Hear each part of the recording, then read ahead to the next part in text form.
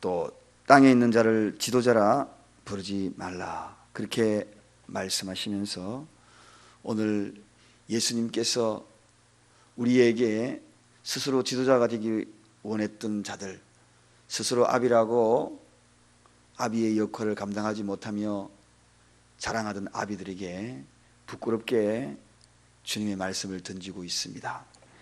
교회는 스스로 교회라고 이야기할 만큼 하나님이 원하는 그런 아름다운 스승의 역할을 잘 감당을 해야 되는데, 그래서 그 역할을 감당하지 못하기 때문에 주님은 오늘 이러한 메시지를 우리에게 던지고 있습니다. 그래서 우리는 어제 말씀처럼 스승이 되려고 하지 말고 형제가 되라, 스승이 되려고 하지 말고 자매가 되려고 노력을 해야 한다. 그것이 교회의 모습이요, 그것이 성도의 모습이 되어야 될 텐데, 누군가가 자꾸 가리키려는 것은 아니다는 겁니다. 교회의 직분은 가리키려 하는 것이 아니라 형제가 더 되겠다, 더 자매가 되겠다, 그러한 것이 바로 교회의 직분입니다. 더욱 형제, 더욱 자매의 그 역할을 형제 위에 잘 있는 자가 되겠다 하는 것이 교회의 직분입니다. 그러므로 우리가 이 직분의 이야기, 오늘도 바로 그런 이야기를 계속 주님이 하고 있는 겁니다. 오늘날은 대부분이 교회든 어느 장소에든 간에 지도자가 되려고 노력합니다. 지도자가 되고자 합니다. 그것은 지도자가 되고자 하는 그 의미를 알지 못하여서 그런 것입니다. 자, 많은 친구들을 만류를 뿌리치고 저 아프리카 복음 사역을 감당했던 리빙스턴의 이야기부터 먼저 문을 열겠습니다. 리빙스턴이 마지막 죽기 전에 이런 기도문을 남겼습니다. 오 주님, 나의 왕이시여. 그러면서 그가 마지막으로 고백한 한마디, 당신은 나의 주인입니다. 그렇게 고백했다는 것입니다. 왕이시여, 그리고 있는 힘을 다하여서 당신은 나의 주인입니다 하고 생명을 거두었다는 겁니다. 이 세상에서 믿음의 대상은 오직 예수, 그분만 그의 입술에서 고백하고 세상을 떠났던 거죠. 믿음에는 분명한 대상이 있어야 합니다. 오늘 왜 예수님이 아비를 하지 말라 그러고 지도자라 부르지 마라 그랬는가 하면 그 이유가 있습니다. 그것은 다른 것이 아니라 그 대상이 전도가 되기 때문에 그렇다는 것입니다. 대상이 믿음의 대상으로 전락하고 믿음의 대상으로 변질되어 버렸다는 것입니다. 이 땅에 살아가면서 육신의 아버지는 아버지라고 부르는 것은 마땅하지요. 그러나 당시에는 땅에 있는 모든 자들에게 이 아비라 하지 말라 했던 이야기의 그 의미는 바로 이 서기관과 바리새인들을 통하여 그들에게 경각심을 일러주는 그러한 메시지였습니다. 영어로는 Father 이렇게 이야기합니다. 아버지. 그런데 사실은 우리가 이 아버지라는 이 단어의 이 의미는 참으로 소중합니다. 모든 것에 모범이 보여야 되고 모든 것을 앞장설 수 있어야 되며 특히 모든 것을 섬길 수 있는 대상이 아버지가 되어야 된다. 그런 의미로 다가서면서 또 하나의 가장 큰 의미를 하나 있는 것은 바로 믿음의 대상이라는 겁니다. 여기에서 이야기하는 것. 그래서 가톨릭에서는 신부조차도 아버지 이렇게 부르거든요. 이 굉장히 성경적이지 못한 표현이죠. 그래서 성직자를 아버지라고 부른다는 이야기입니다. 오늘 완벽하게 믿음의 대상이 될 수 있는 것은 오직 하나님 한 분밖에 없음을 믿습니다. 그분이 우리의 영원한 아버지, 모든 것에 믿음의 대상이 인간들이 될 수 없음을 오늘 성경에는 선포하고 있는 겁니다. 예수님은 바로 이러한 오류를 범하고 있는 당시에 아비라고 호칭을 들으면서 그리고 시간이 지나면서 그들의 거룩성을 드러내고 그리고 옷차림 매무새를 달리하면서 사람들이 자기에게 아버지라 불러주는 거기에 우쭐해서 상석에 앉기를 원했고 그 상석에 앉으면서 스스로가 자꾸 변질됩니다. 그 변질이 뭐냐? 그것은 바로 신격화가 되고 시작했다는 거예요. 신격화. 그래서 구약시대에 구약을 믿는 종교, 그러한 가만히 보면 신격화가 되어 있는 것이 얼마나 많은지 모릅니다. 가만히 한번 보세요. 신격화가. 오늘 이 시대에도 오리를 범합니다.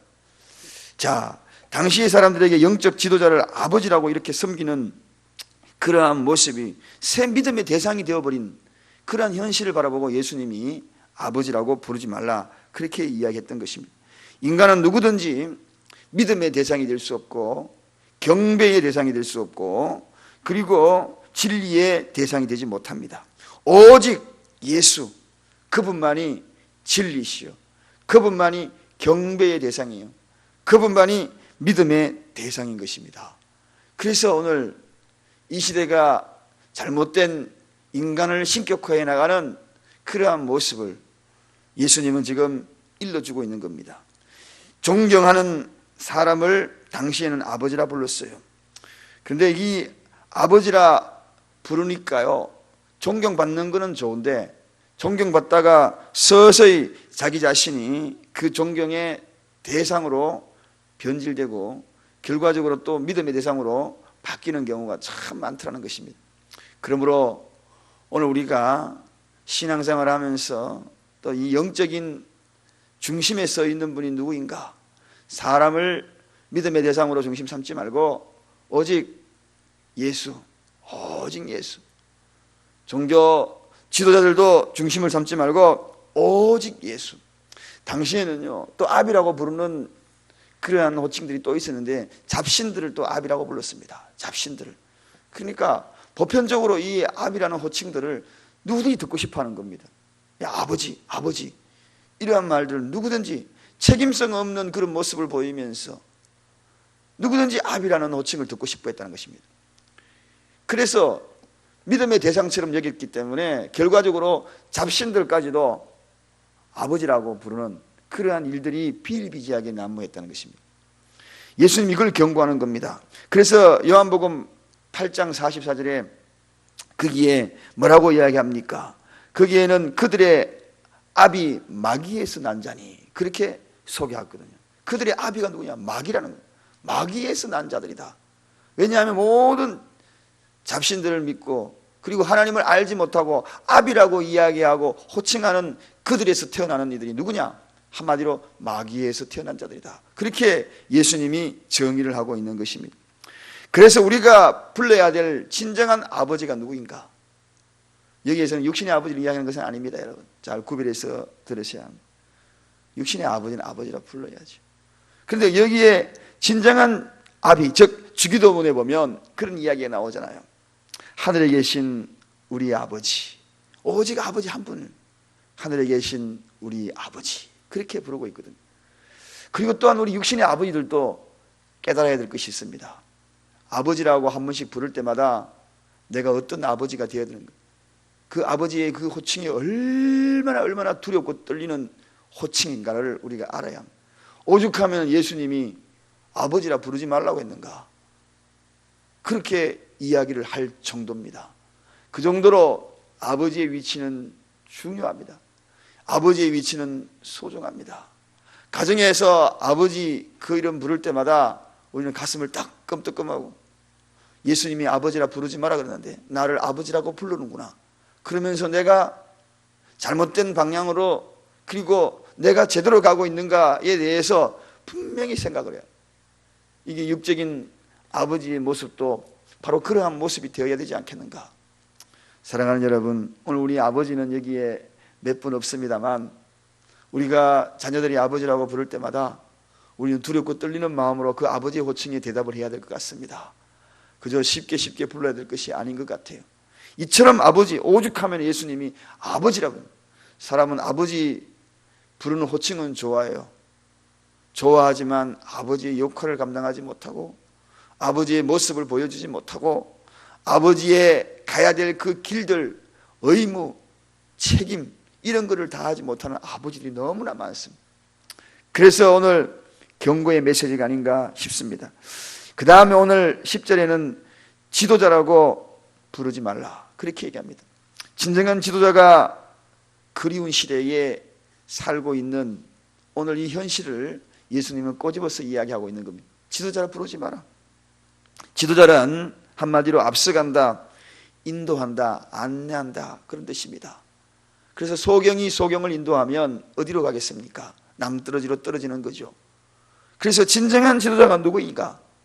인간을 지도자 삼고 따라가지 말라는 겁니다. 오직 우리가 따라가야 될 진정한 지도자는 예수 한 분인 줄로 믿으시기 바랍니다. 그분이 나의 목자. 목사가 간다고 그 길 따라가지 마십시오. 잘못 따라가다가 잘못된 길로 갈 수가 있습니다. 그저 목사도 인간입니다. 하나님의 말씀을 전하여서 그 말씀이 진정한 지도자가 누구냐? 오직 예수라는 것을 전달하는 전달자뿐입니다. 부족한 건 너무 많습니다. 목사 따라가다가 혹시라도 실족할 수 있습니다. 저도 너무 부족하기 때문에 하나님의 말씀에 잣대로 삼고 오직 예수 따라가시기를 주님의 이름으로 축원드립니다. 오늘 그런 자들 너무나 많아요. 여러분, 사랑하는 여러분, 어떤 목적지로 무사히 끝까지 인도해 주실 분은 오직 예수님밖에 없거든요. 오직 예수. 목적지까지 안착하게 인도하실 분은 오직 예수밖에 없습니다. 어떠한 환경 속에서도 굴하지 아니하고 끝까지 비바람이 불고 눈보라가 쳐도 끝까지 인도하시리는 오직 예수. 그분이 진정한 지도자입니다. 당시에 지도자들도 위선자들이 너무나 많았다는 거죠. 그 위선이라는 단어 제가 설명했죠. 가면 쓰고 한다. 오늘날 이 시대는 가면 무도회 같아요. 가면 무도회. 전부 가면을 쓰고 다니는 것 같아요. 가면도 딱 붙어가지고 벗겨지지 아니하는 딱 들어붙은 가면. 오늘 여기 이 위선 그런 위선입니다. 가면을 쓰기는 썼는데 벗지는 않고 딱 들어붙어가지고 이제는 가면 쓴 것이 떨어지지 않는다. 그런 위선의 시대에 살고 있다는 것입니다.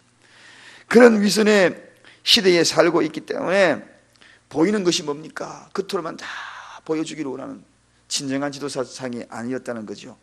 그래서 위선자들의 그 모습을 보면서 예수님은 일러주는 겁니다. 진정한 지도자가 누구냐? 진정한 지도자. 사랑하는 여러분, 참된 지도자는 오직 예수뿐입니다. 그분을 바라보시기를 주님의 이름으로 부탁을 드립니다. 그분의 가르침에 최선의 귀를 기울이십시오. 그분의 가르침에 모든 것을 초점을 맞추십시오. 그분이 진정으로 우리의 참 지도자입니다.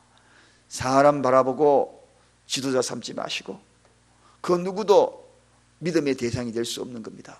오늘 이 오직 예수라는 이 단어 속에는 한마디의 결론은 믿음의 대상은 오직 예수다, 그런 뜻입니다. 믿음의 대상은 오직 예수. 오직 예수. 아버지를 진정한 믿음의 대상으로 삼고 아비라 부르지 말라는 겁니다. 믿음의 대상을 삼고 아버지를 바라보면 실망할 게 너무 많습니다. 믿음의 대상이라 생각하고 목사를 바라보고 종교 지도자를 바라보면 실망을 많이 할 겁니다. 그러므로 믿음의 대상은 오직 예수밖에 없는 줄로 믿습니다. 형제로 바라보고 자매로 바라볼 뿐입니다. 그저 형제로 바라보십시오. 그래야지 실망을 안 하는 것입니다. 예수님은 그걸 일러주는 것입니다. 사랑하는 여러분, 사랑을 앞세워서 예수님의 왕국을 건설했던 진정한 지도자, 그분이 오늘 우리 사랑교회에 오셨습니다. 여러분의 가정에 아버지로 오셨어요. 그분의 이름을 부를 때에 여러분의 가정이 평탄해지고 진정한 지도자 예수님이 이 교회의 지도자가 될 때에 우리 교회는 평탄하고 평안의 길로 가게 될 줄로 믿습니다. 기도하겠습니다. 하나님 감사합니다.